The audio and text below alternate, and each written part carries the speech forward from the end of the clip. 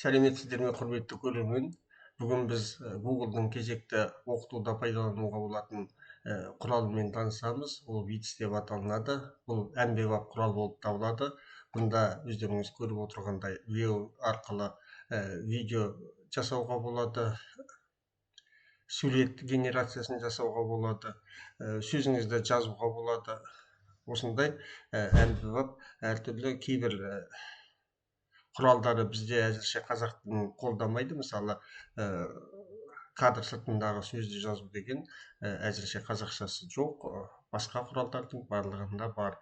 Мысалы мен жаңа құрадым.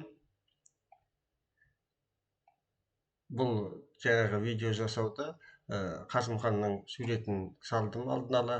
Одан кейін алыстағы жауды көрсетіп, әскерге қолын сілтеп шабыңдар деп белгі береді деп жаздым. Осы видеода шабыңдар!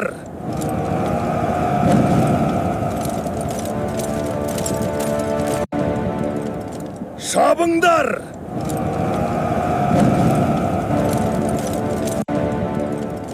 міне осындай видео жасауға болады. Енді бұл құралдың өзі қайда дегенге келетін болсақ, бұл құралды кәдімгі Google-дың сервистеріне кіреміз. Өткен видеоларды қараған болсаңыздар, Google-дың оқыту құралдарының көпшілігі туралы менде шолу жасалған болатын. Міне осы құралдардың ішінде міне Wits деген тұр. Осыны басамыз, кіреміз. Мен өз аккаунтымда кіргендіктен бірден кіріп тұр. Негізі Google аккаунтыңызбен кіру керек.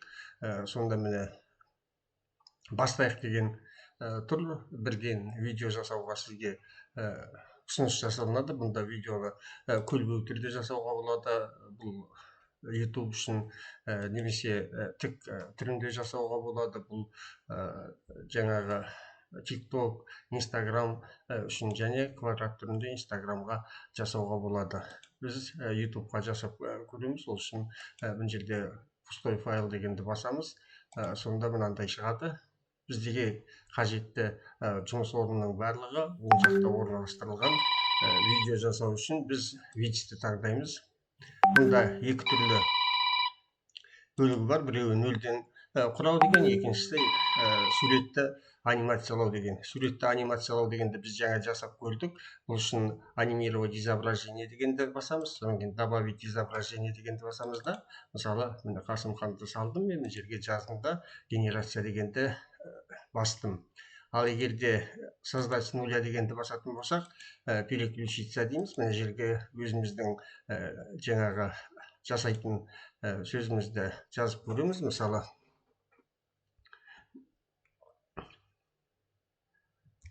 қазақ жоңғар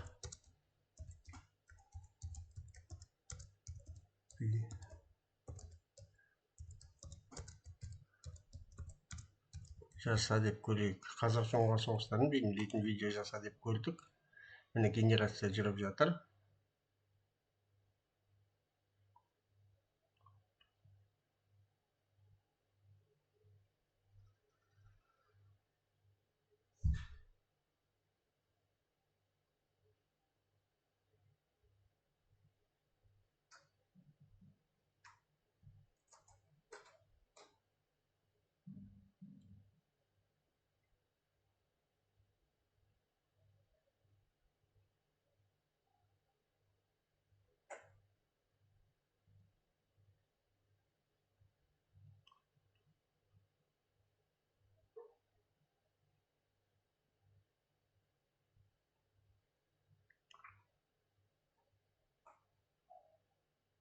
Алға, қазақ жауынгерлері!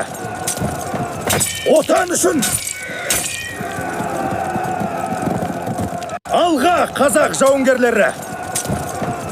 Отан үшін! Алға, қазақ жауынгерлері! Ары қарай тағы да қосу керек болатын болса, түзететін жерлеріңіз болса, осы жерлерге жазып түзетуге болады. Келесі запись жасау деген.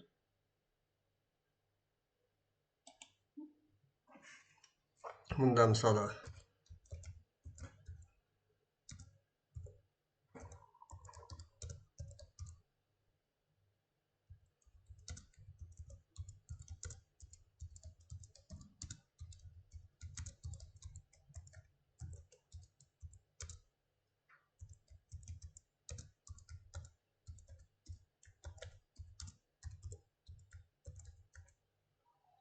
Балалар, бүгін бізде сабақта өтетін жаңа тақырыбымыз қазақ хандығының құрылуы дегенді алайық.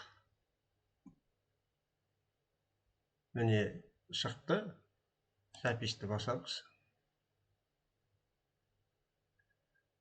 Балалар, бүгін біздің сабақта өтетін жаңа тақырыбымыз қазақ хандығының құрылуы.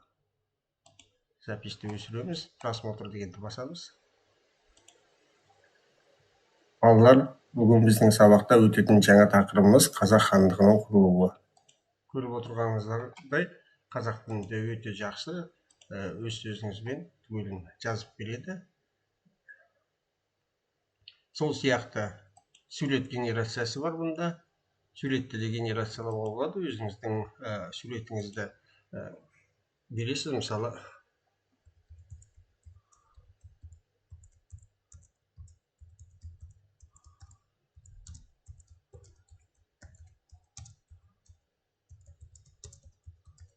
орта ғасырлық Самарқанд қаласының суреті керек деп жаздым мен, мысалы генерация жүріп жатыр.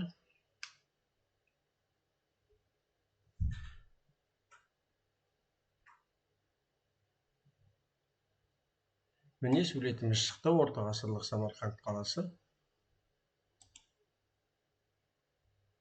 Көріп отырғандарыңыздай, міне осындай Google-дың құралдарының ішінде мұнда барлығы да өздеріңізге түсінікті ғой деймін. Мына жерде көшіріп алуға болады. Настройкада дискіге бірден өзіңіздің дискіңізге жазып алуға болады. Google дискіңізге сол Google дискіден немесе сілтемесін көшіріп алып балаларға жіберуге болады, немесе тікелей жаңағы сурет түрінде немесе видео түрінде жүктеп алуыңызға болады.